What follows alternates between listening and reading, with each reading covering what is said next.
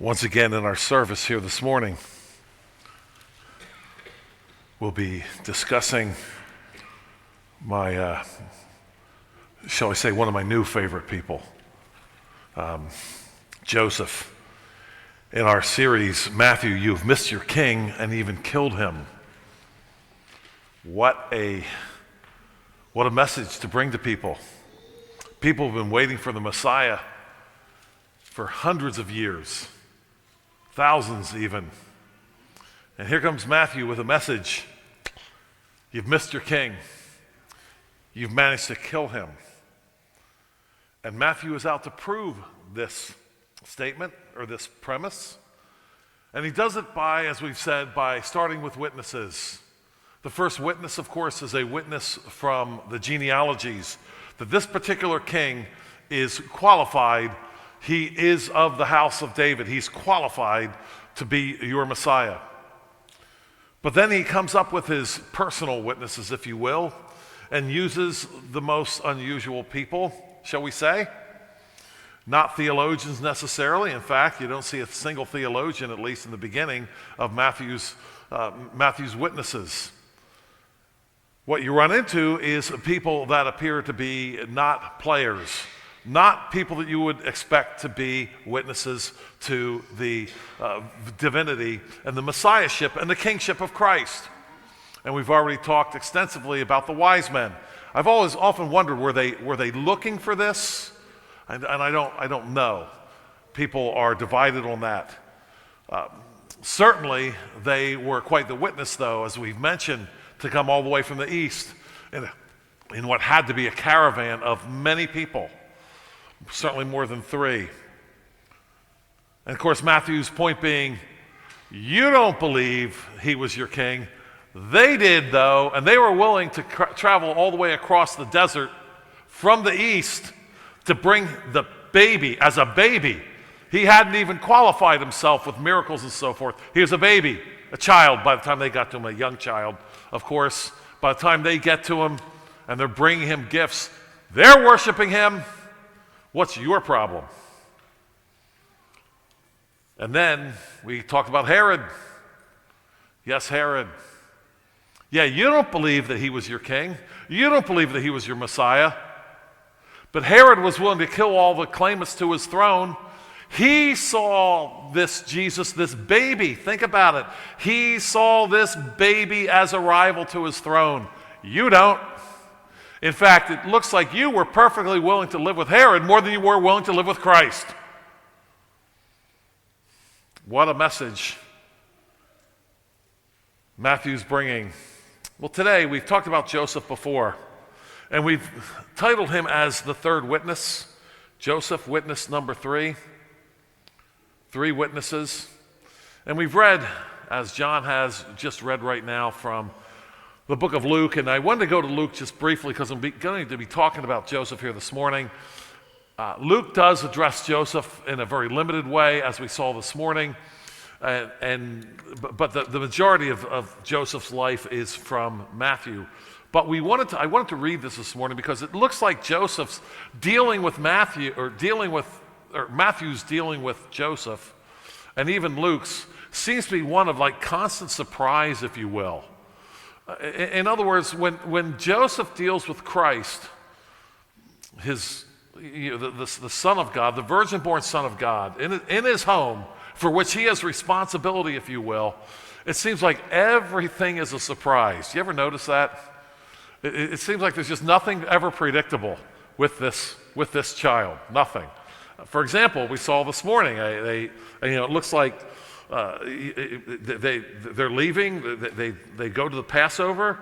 He was 12 years old. They had finished the days. They returned to the boy Jesus, lingered behind in Jerusalem, and Joseph and his mother did not know it. And that's verse 43 of chapter 2, which John just read. But supposing him to have been in the company, they went a day's journey and sought him among their relatives and acquaintances. So they were a whole day, and just thinking that the boy Jesus was with them, and he wasn't. He's just hanging out with everybody else. Now, this is an aside. I'll just mention this very briefly, but I feel like I have to mention it. I have said that while there are people that will attack the Old Testament and attack the Jewish economy, if you will, the Jewish commonwealth, or Israelite commonwealth, probably more accurately said, I have said that I would much rather be a slave in Israel than a free person, whatever in the world that was, in any of these other nations. By far, no question. Because if I even made it past the Baal worship and the Moloch worship, where they sacrifice babies, if I made it past that, my life would be one of misery, of fear, and loathing, and wickedness in these other nations. But if I was a slave in Israel, and I, hopefully by God's grace, would see the gracious God that was the God of Israel, and converted, I wouldn't even be a slave for that long. It's such an easy thing, and I have been, I don't know if jealous is the right word, but seeing some of those feasts look really, really cool to me. The Feast of Booths, for example. You're basically going camping for a week, and you're hanging out with all your cousins, everybody you know, and this is a feast. You do this every year. It would be so cool. Well, this to me looks like that. Okay, we have a brief picture here into what that was. I know this is kind of an aside here, but it would have been a great time. I mean, they were just having such a good time just walking back away from Jerusalem, and everybody's talking. They're not like all like, oh, where's our, like we are today, right? Come on, that's how we are today. We go anywhere, right? You're looking all around for the kids. Make sure they're still with us. Make sure somebody's not snatching them. No, they're walking away. They're going for a whole day, and I thought, well, we don't see him, but he's fine. It takes him a whole day to realize he's not even there. What a great God sets up great system. He set up a great system for his people, and it would have been wonderful. And we need to stop with our attacking of God's ways, of which we've become so familiar in our modern context. Going back to what we're talking about here this morning, it was a surprise when they don't see him. Where is he? Can you imagine it's bad enough. I don't know how many of you have ever lost a child in a crowd or whatever. I have done that on more than one occasion. It's bad enough when you leave church, which has happened to us once or twice. You leave church and you realize one of the kids isn't with you. That's bad enough. But that's kind of small compared to losing, I forget who it was. Luke, was it you? I lost you at the farm show one time? That was you. Okay, yeah. That's a little more dicey. Farm show, lots of people. Who is it? Where is my child? Especially when your wife isn't there with you, and one of the last things she said was, well, now make sure you're watching the kids closely. Don't lose any of them. Thankfully, we found each other again.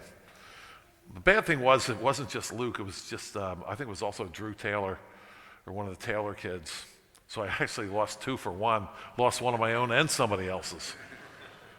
That'd be bad. That was not good. But can you imagine being a day away, and this is the Christ, this is the virgin-born Christ, this was one who was prophesied, he's going to save the world, and you're Joseph, you've done all these things, you in order to save him, you went to Egypt, we'll talk about that in a moment, you had to dodge the wiles of Herod, and now after all that, you've lost them they hustle back. I'm sure they went back really fast. And then they find him. So it's a surprise that he's not there. And then I don't know if it's a bigger surprise, but I think it might have been a bigger surprise. Where are you going to look for him first? I don't know, the playground, where all the kids hang out. It looks like they find him at the very last place they would expect. The very last place. He's in there with the doctors of the law. And he's doing this thing that is such a wonderful, I just love this picture. It says he was hearing them and asking them questions. He was in conversation with them. Now, if we know much of Christ's ministry, we're going to see that this is more the pattern. Now, we know that Christ, and we'll see this throughout Matthew especially, we know that he stood up and he delivered sermons. We know that. We have the Sermon on the Mount. We have the Olivet Discourse. And we have other times when he says he opened his mouth. Well, of course, that was Sermon on the Mount. Opened his mouth and taught them, saying, and he delivers a sermon. But most of what we have from Christ, interestingly enough, most of the information that we have of him is the back and forth, the discussions. Sometimes they got downright acrimonious, if you will. But I don't know if you've ever thought of it, that we get most of his teaching, most of it, not all of it, most of it, from the back and forth that went on, sometimes with his own disciples and sometimes with people that were trying to destroy and kill him. But that's where most of our teaching comes from. Starts here, right here, hearing them and asking them questions. Now, if we go back a few verses, back to verse 33 here in Luke chapter 2, we'll see the same surprise. Because we see that Simeon talks about what's going to happen with this child, and we won't talk about that right now. It's not our focus. But look at verse 33. And Joseph and his mother marveled, and that word marvel it's a strong word of surprise, of noticing something that just seemed very unusual. It's a strong word of surprise is not quite strong enough. They marveled, it says, and Joseph and his mother marveled at these things which were spoken of him. So again, we see that Joseph, very specifically says Joseph and his mother were surprised at this. And then what we just earlier saw where Mary scolds the child Jesus, right? If we can call it scolding, I think it might qualify as scolding, as we see later on in verse, 50, what is it here? Not 50, verse, where is it? Your mother and I. Yeah, verse 48, almost 50. When they saw him, they were amazed, and his mother said to him, "Son, why have you done this to us? Look, your father and I have sought you anxiously." So we have Joseph again in this picture of being surprised by this child here. What's going on? And in fact, I was thinking about this week as I was studying for this and thinking, was there anything that we have preserved in Scripture that happened between the child Jesus and Joseph? Was there one single thing that was not surprising? And I don't think there was. But what I want to do today is I want to talk about Joseph, and I want to talk about him as an example of a good husband and father. So I'm changing it a little bit. He's a witness, yes, but I can't get past this idea. In fact, we were talking about this at home, and I said to my wife, I said, I can't believe in all the study of all the books or whatever, the exposure I've had to what makes a good husband, a good father, and the books are out there, right? They're like everywhere, of family and so forth. I said, I can't believe no one's ever talked about Joseph. So I'm going to remedy that this morning. We're gonna fix that. But then in my conversation, I say, well, wait a second. Okay, no, everybody's missed Joseph, right? Shame on them all. But how old am I, right? I'm 68, whatever, right? And why haven't I seen? Where have I been? So I couldn't get too upset at the authors and the theologians and so forth. So, like I said, we're gonna address this morning, and I want to present to you Joseph as a great example of a husband and father. And as we've mentioned before, we don't know if he had a neckbeard or wore flannel shirts or even drank bourbon. But he is none of that matters, of course.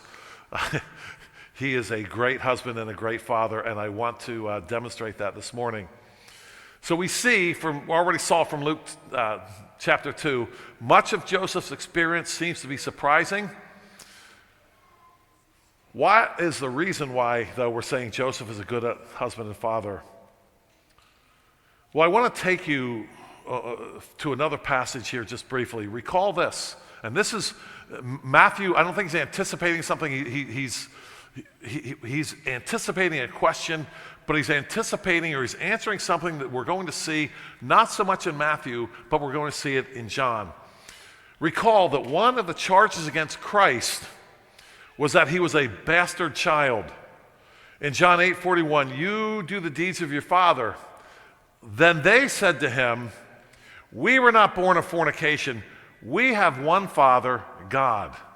That's from John 8. I want you to see what the charge against him was. Here's what I want you to see. They couldn't argue about the works that he had done. Everybody knew the works that he did. I mean, they couldn't argue against that. But they had another ace up their sleeve. And their ace up their sleeve was, your parents weren't married. I want you to see this because I think it's going to help us figure out why Joseph is so important. So go with me, if you would, to John chapter 8. John 8. We'll get to Matthew here in a moment. John chapter 8.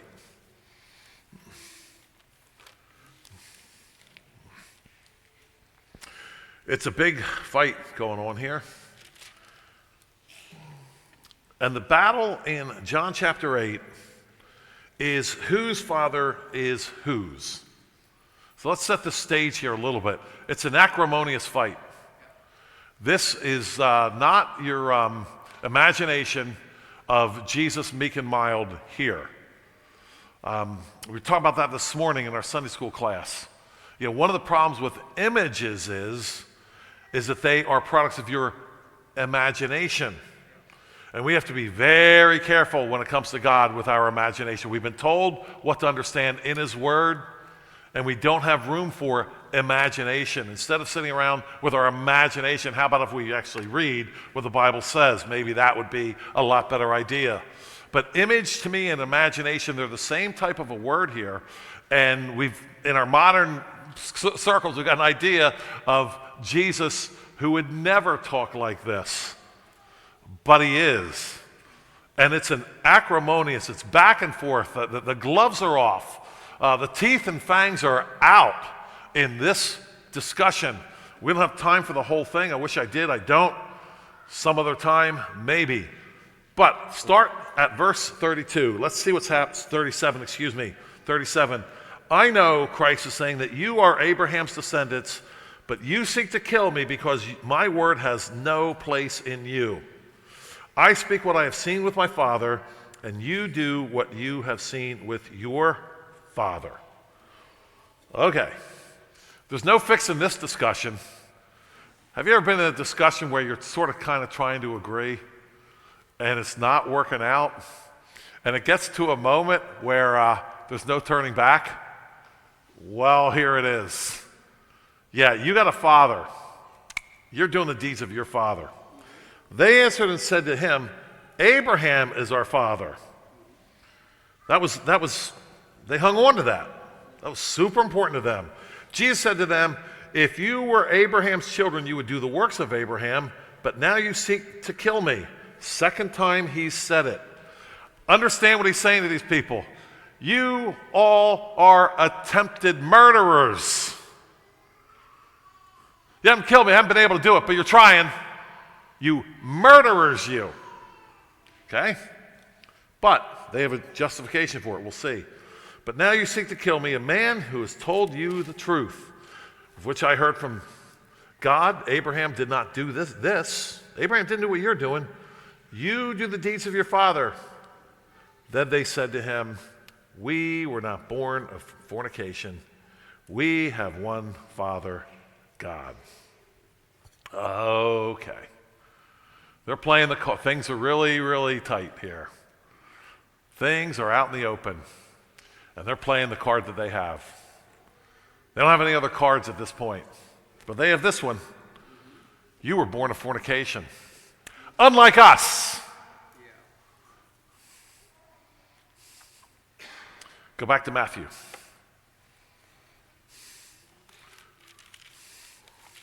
Matthew chapter 2. And I will read for you what Joseph and who Joseph was.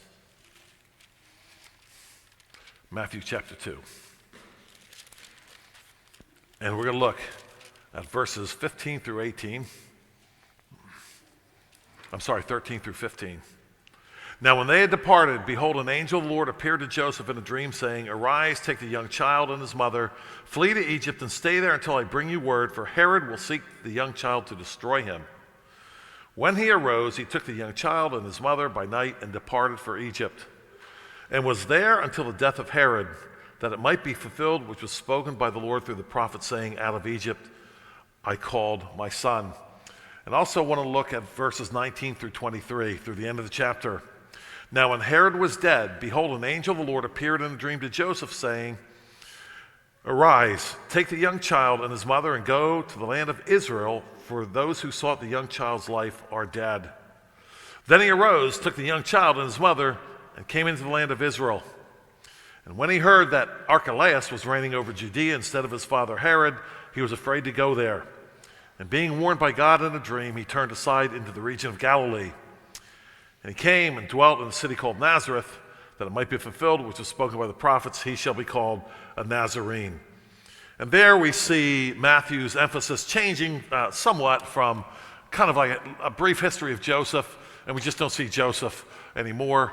We now see the narrative switching to John the Baptist and then towards Christ even more.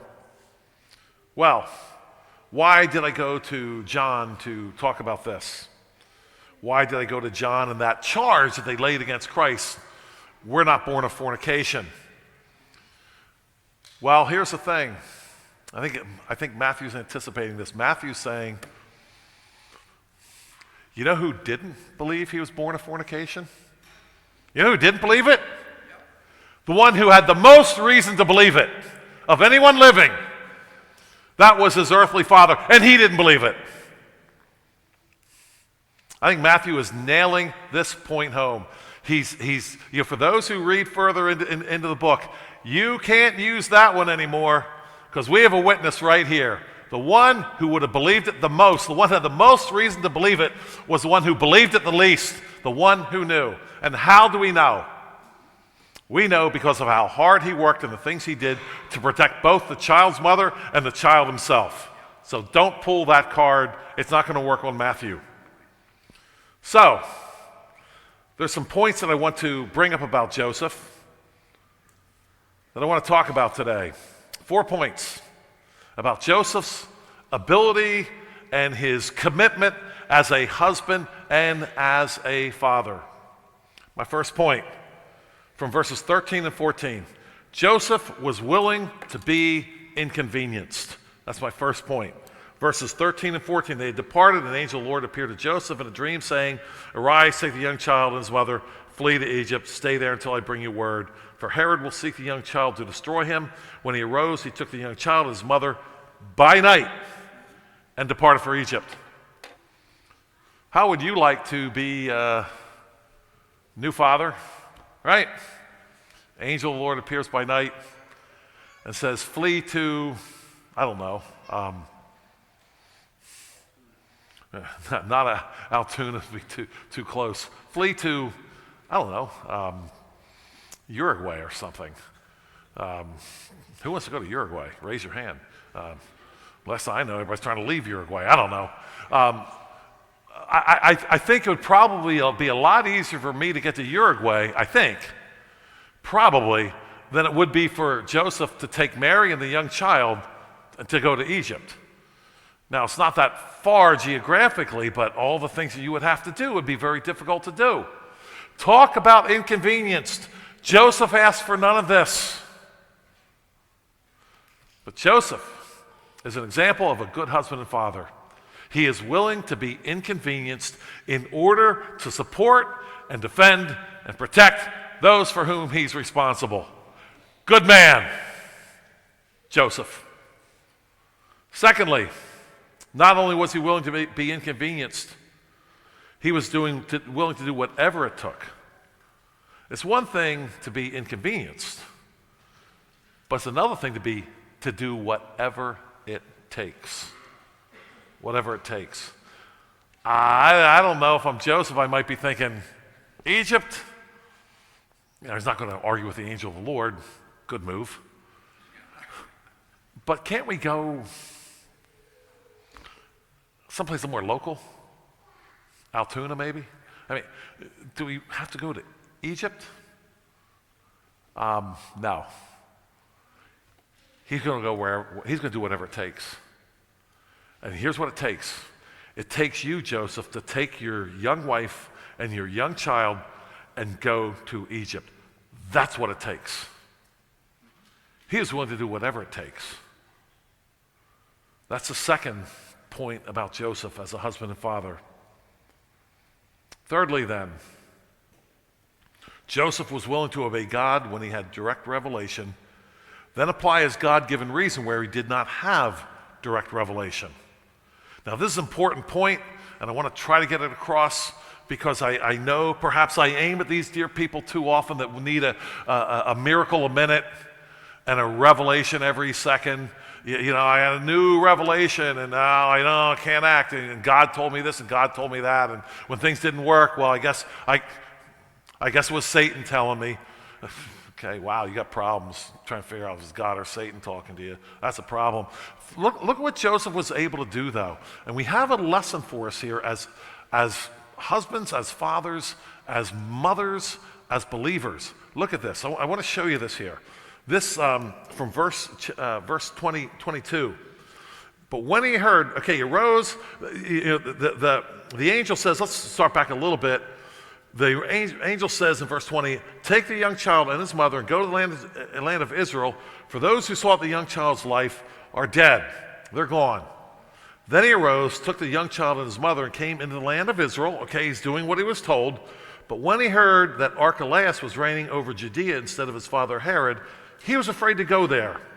Being warned of God in a dream, he turned aside in the region of Galilee. So what's happening here? We don't know what that warning actually was, but he was, you know what? I know I'm supposed to go back to Israel. I don't want to go here, though.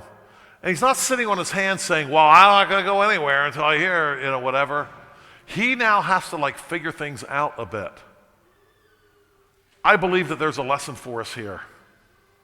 Do we have to be told? We have the Word of God. We have 66 books. Do we have to be waiting around for the latest revelation and the latest healing and the latest this and the latest that? I believe that's insulting to God. I really do. Here's Joseph. He's coming back. He wants to go back to where he was before, but there's this ghastly Archelaus guy that we've talked about before. I'll just mention him again. He was as bad as Herod in terms of shedding blood, but he wasn't as skillful as Herod was in terms of maintaining his seat, maintaining his power. He didn't know how to do that. And so he was so bad, even the Romans kicked him out finally, gave him some other job far away from everybody where he couldn't cause so much trouble. He was a really, really bad guy. I don't know if he's as bad as Herod or not as bad. I don't know. I always question this. Do you have a tyrant who's good at keeping power or not good at keeping power? They're both horrible.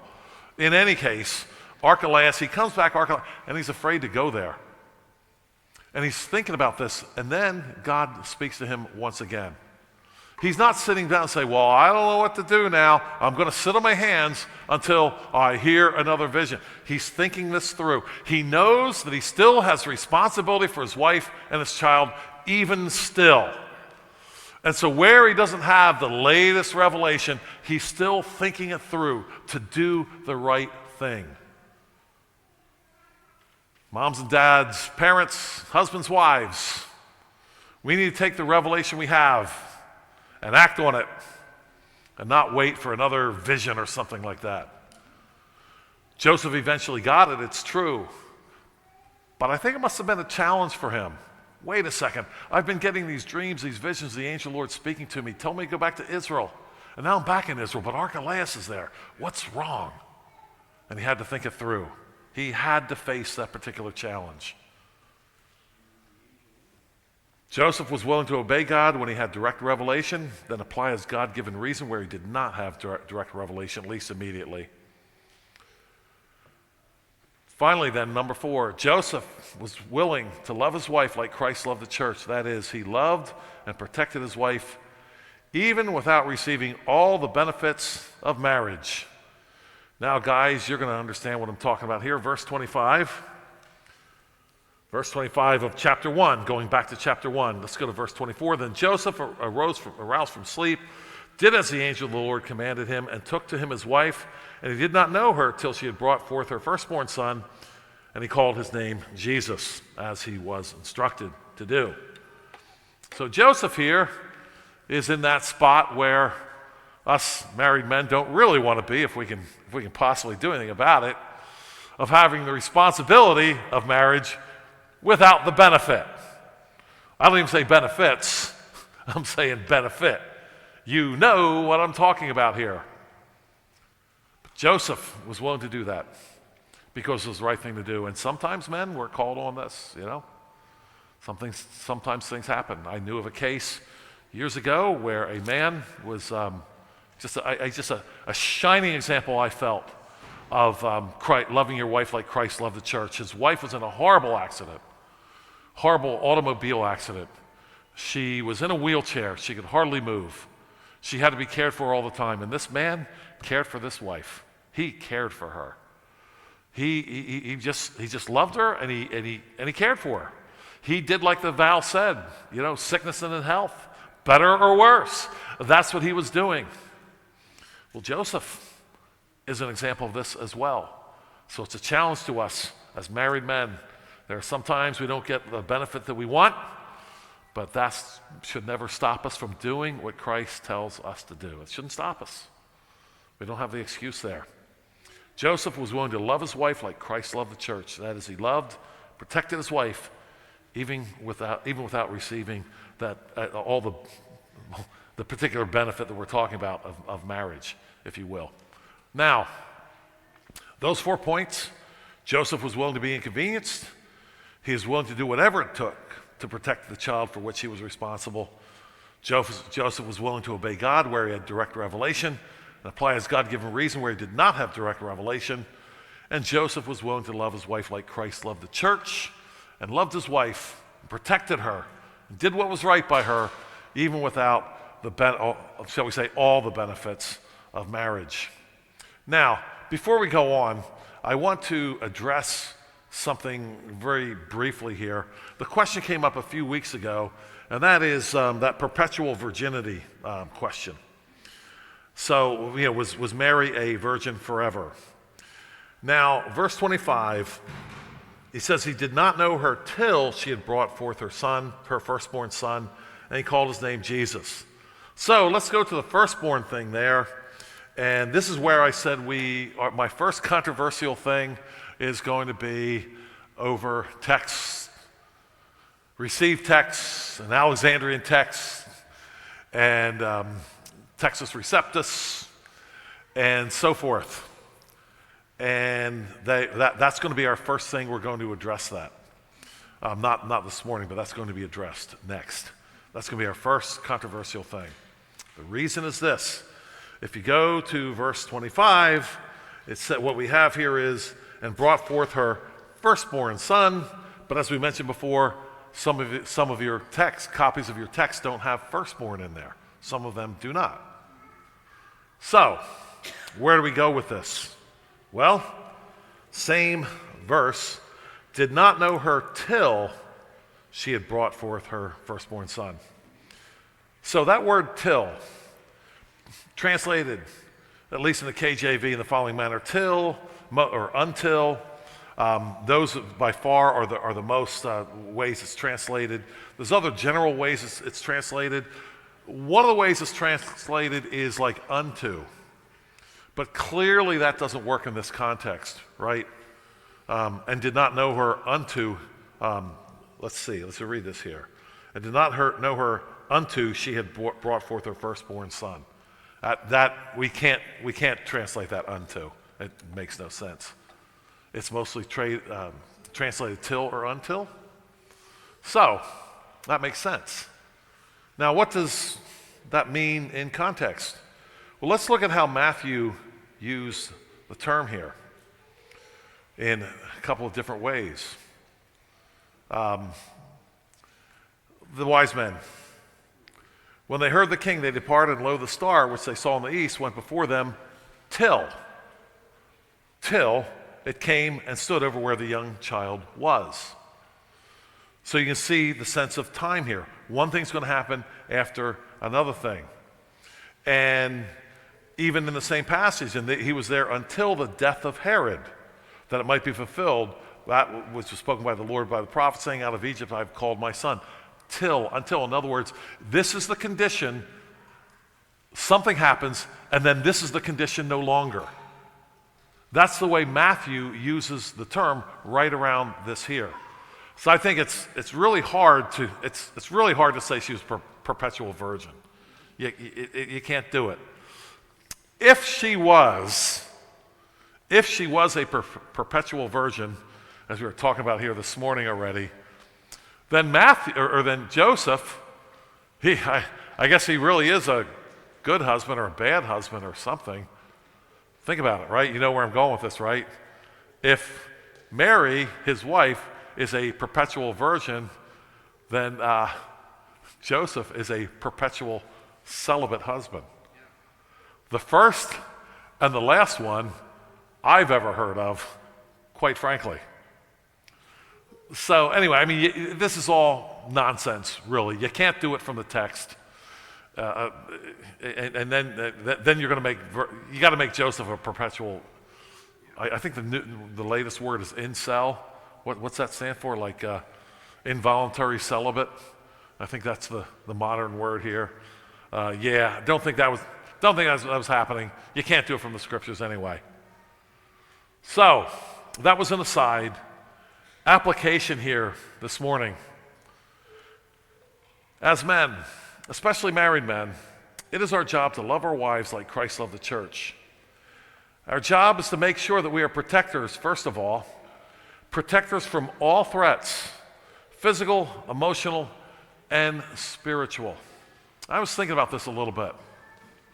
What if, and I say this as we wrap up this morning by way of application, what if, as fathers and husbands, we never climbed the highest mountain in a pair of cutoffs and tank tops, and no one's ever done that before, but we did, conquered the mountain, or invented something new, or became the richest person in the world, like, I don't know who it is, Elon Musk, I don't know, whoever. We never did that, but we lived a life of protecting from all threats, physical, emotional, and spiritual. What if we did that without doing these great things that men are supposed to do, without conquering these giants that men are supposed to conquer? What if we did that? What if we did that?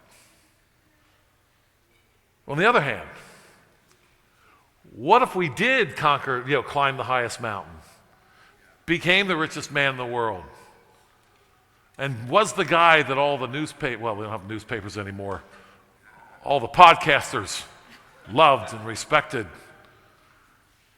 and did not protect my wife and my children from threats, physical, spiritual, mental, and emotional. Which do you want?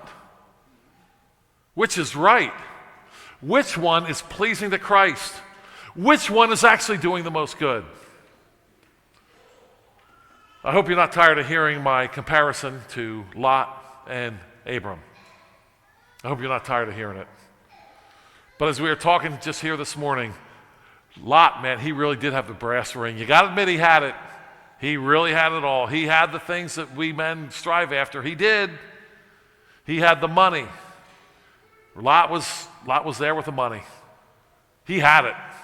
When your herdsmen are striving with Abram's herdsmen, you're in a pretty good spot financially.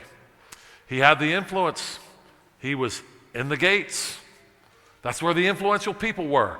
You want to go out and find out what was really going on? Then the opinions about what was going on, down to the gates with you. Apparently, he was also a judge, because when they surrounded his house, they said, this man came to be a judge among us, which is kind of a real interesting way they say it, because it sounds like he was like a foreigner and he's a judge already.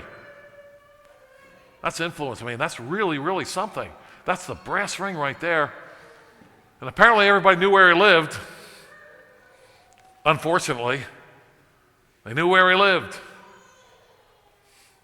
Meanwhile, think about it. There's goofy Uncle Abraham over there, and what's he doing? He's trying to train his son Isaac. He's protecting Isaac. Remember how much he protected him? He sent his servant over, get a wife from over there. I do not want any of these ghastly wives hanging around here who knows what kind of diseases they have, who knows what kind of history they have. I don't want any of them. Go over there and get a wife. It's that important. He's protecting his son. He's being a good father. Didn't have all the extra stuff going on like Lot had. But he's a great husband and a great father because he protected his wife and his children from the things that would harm them. I encourage you, all you fathers, applies to mothers too, all you fathers to be, mothers to be. We often wonder what it takes to be good at our fathering and our mothering and so forth. Well, I think Joseph gives us an example here. He was willing to be inconvenienced. He was willing to do whatever it took to protect those for whom he was responsible. He's willing to use the brain that God had given him in order to get that done. I hope that from here on, you will have a brand new appreciation and love for this godly man who did the right thing to his own inconvenience again and again. Shall we pray?